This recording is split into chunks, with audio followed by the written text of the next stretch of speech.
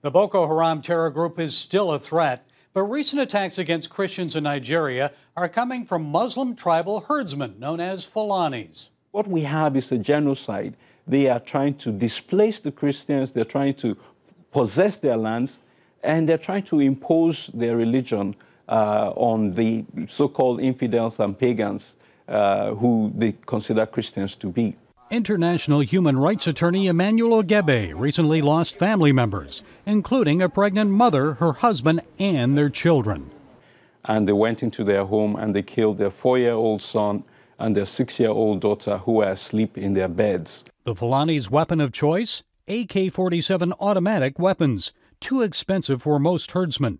CBN Nigeria Director Felix Oisamoje. Given how much an AK-47 will go for, a Fulani herdsman will probably need to sell all his cattle to be able to buy an AK-47. Ogebe says there's a sinister side to those behind the attacks. A lot of these cattle are owned by very rich Fulanis who are in government and who are in power.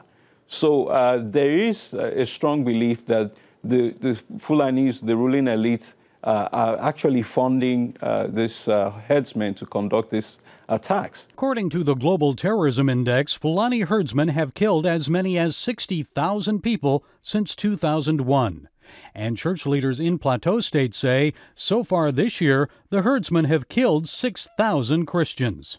Ogebe says by eliminating Christians, this group can dominate north and central Nigeria politically and economically.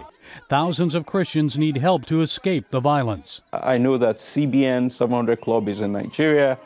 So if people support CBN, we know that CBN will deliver to the people who are afflicted.